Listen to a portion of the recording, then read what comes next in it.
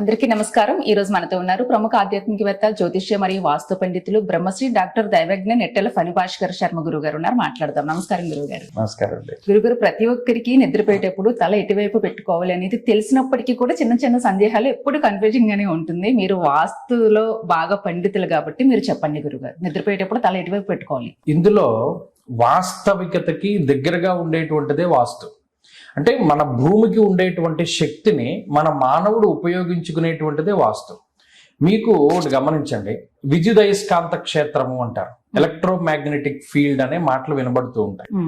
అయస్కాంత క్షేత్రం అంటే భూమికి అయస్కాంత క్షేత్రం ఉన్నది, అది ఆకర్షించుకుంటుంది. అలాగే దాన్ని కక్షను దూరంగా వెళ్ళేటువంటి దాన్ని విసిరికొట్టగలిగేటువంటి కెపాసిటీ కూడా ఉంటుంది. ఇది ప్రతి గ్రహానికి ఉంటుంది. మన భూమికి కూడా మ్యాగ్నెటిక్ ఫీల్డ్ ఉంటుంది. అందుకనే మనం నార్త్ పోల్ అన్నాం, సౌత్ పోల్ అన్నాం. అలాగే మన శరీరంలో కూడా అనేక ధాతువులు ఉంటాయి. పొటాషియం ఉంటుంది, భాస్వరం ఉంటుంది, మెగ్నీషియం ఉంటుంది, కాల్షియం ఉంటుంది.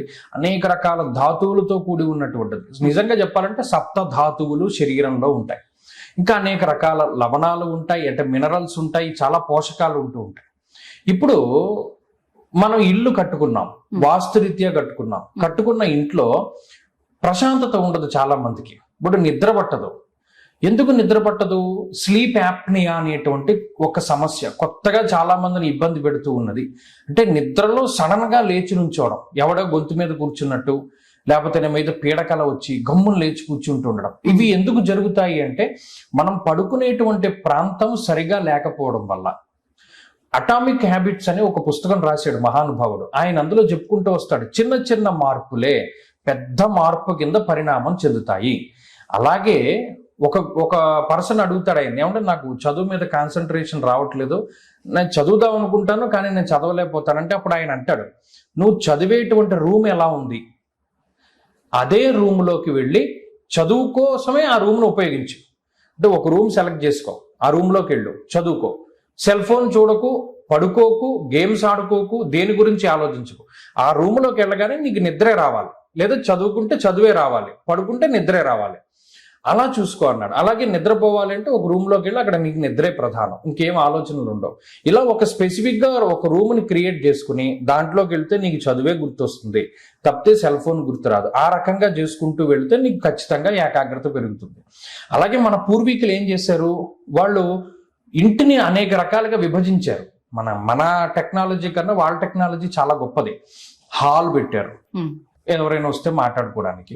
బెడ్రూమ్ పెట్టారు, పడుకోవడానికి. పూజా గది, బాత్రూము, లేకపోతే ధాన్యం గది, లేకపోతేనేమో గాది, ఏమన్నా రకరకాలుగా పెట్టుకుంటూ వచ్చారు. ఎందుకు అంటే అప్పట్లోనే ప్లానింగ్ అంతా ఉంది, బ్రహ్మాండంగా ఉంది. దేనికి దానికి సపరేట్.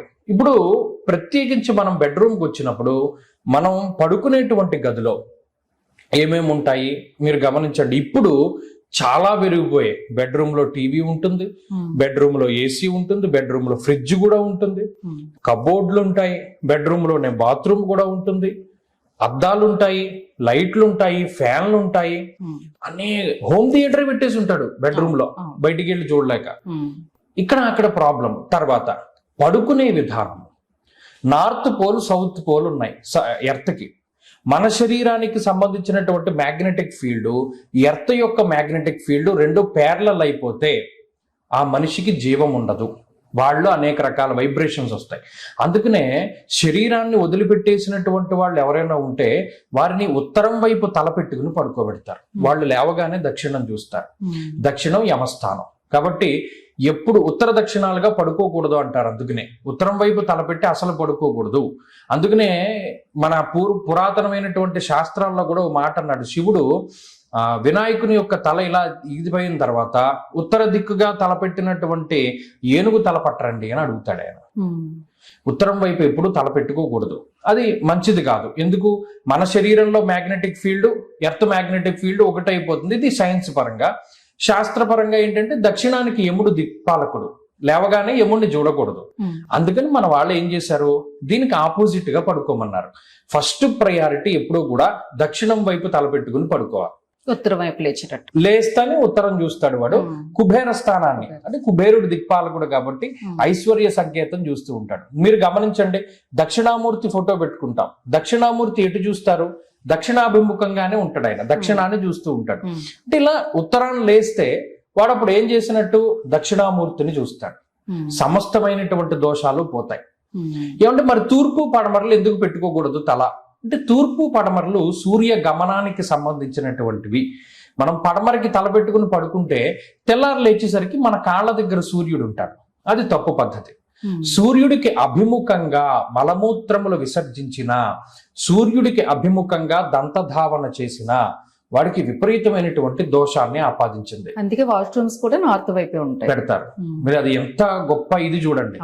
అది ఐదర్ 90% అన్ని నార్త్ ఫేసింగ్ ఉండాలి, సౌత్ ఫేసింగ్. ఇప్పుడు మళ్ళీ అపార్ట్మెంట్ లో ఏమైంది? నార్త్ వైపు బేసిన్ పెడుతున్నాడు వాడు, దక్షిణానికి చూస్తూ వాడు. అది నిజంగా చాలా దారుణమైనటువంటి చర్య. వాళ్ళందరికీ అనారోగ్య సమస్యలే వస్తున్నాయి. ఇప్పుడు కూడా ఉత్తరాన్నే చూస్తూ ఉండాలి. పడుకున్నా, మలమూత్రములు విసర్జించినా, ఏం చేసినా ఉత్తరాన్ని చూస్తూ ఉంటే ఆ దోషం పోతుంది. మార్కండేయ పురాణంలో చెప్పబడినటువంటి మాట. అందుకనే దక్షిణం వైపు తలపెట్టుకోవాలి. ఇంకా కాదు కూడదంటే మా ఇల్లు చాలా చిన్నది అనుకున్నప్పుడు తూర్పుకి తలపెట్టుకుని పడుకోవచ్చు. నెక్స్ట్ ఆప్షన్ అది, సెకండ్ ఆప్షన్. అది లేదు అంటే చివరాఖరి ప్రయత్నంగా పడమరకి తలకాయ పెట్టుకుని పడుకోవాలి. ఈ 3 దిక్కుల్లో పర్వాలేదు. First priority south. అలాగే గురుగారు భోజనం చేసేటప్పుడు కూడా ఎటువైపు కూర్చొని భోజనం చేయాలనే సందేహం చాలా మందిలో ఉంటుంది. అదే ఇందాక మనం ఇప్పుడు ఈ విషయాలన్నీ అవే. ఏది మనం ఎటువైపు తిరగాలి? తూర్పు వైపు తిరిగి అన్నం తింటే ఆయుర్వృద్ధి కలుగుతుంది. మలమూత్రములు తూర్పు పడమరగా విసర్జించకూడదు, కానీ ఈ భోజనం చేసేటువంటిది లేదు దేవతార్చన చేసేటువంటిది, సంధ్యావందనం చేసేటువంటిది, ఇవన్నీ కూడా సూర్యాభిముఖంగానే చేయమన్నాడు. కాబట్టి తూర్పు వైపు 90% మన అన్నం తినగలిగితే తూర్పు వైపు తిరిగి తింటే ఆయుర్వృద్ధి కలుగుతుంది. రెండవ ఆప్షన్ పడమర వైపు తిరిగి, మూడవ ఆప్షన్ ఉత్తరం వైపు తిరిగి తినడం. ఇంకా అధమ పక్షం అసలు తినకూడదు, దక్షిణం వైపుగా మనం కూర్చుని భోజనం చేయడం అనేటువంటిది చాలా ఇబ్బందికరమైనటువంటి చర్య. దీనివల్ల మంచిది కాదు. ఎందుకంటే ఆ దక్షిణం వైపు యముడు ఉంటారు కాబట్టి కొంతమంది పితృ తర్పణాలు ఇచ్చుకుంటూ ఉంటారు. ఆ తర్పణాలు ఇచ్చుకునేటువంటి సమయంలో మాత్రమే దక్షిణం వైపు తిరగాలి అని చెప్పి శాస్త్రం చెప్పింది. మిగతా ఏ సందర్భంలోనైనా సాధ్యమైనంత వరకు దక్షిణ దిక్కుని వదిలిపెట్టమనే శాస్త్రం చెప్పింది.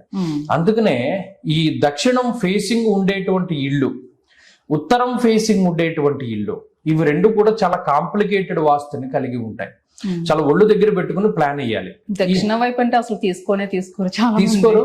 కానీ విచిత్రం ఏంటంటే కొంతమందికి దక్షిణం చాలా గొప్పగా చాలా కలిసి వస్తుంది. కొన్ని వర్గుల వాళ్ళు ఉన్నారు, కొన్ని నక్షత్రాల వారు ఉన్నారు, వారికి దక్షిణం సింహద్వారం చాలా విపరీతంగా యోగిస్తుంది, రాజుల్ని చేస్తుంది, సింహాసనాన్ని అధిష్ఠించేలా చేస్తుంది. ఉత్తరం కూడా అంతే. ఇవి రెండు దిక్కులు చాలా తక్కువగా పడుతూ ఉంటాయి. మిగతా తూర్పు పడమరలు చాలా ఎక్కువ మందికి చెప్తూ ఉంటాడు. కానీ ఈ రెండు, అందుకనే మేము ప్లాన్ వేసేటప్పుడు ఉత్తర దక్షిణ గుమ్మాలు ఉండేటువంటి ఇళ్లకి ప్లాన్ చాలా ఒళ్ళు దగ్గర పెట్టుకునేస్తాం.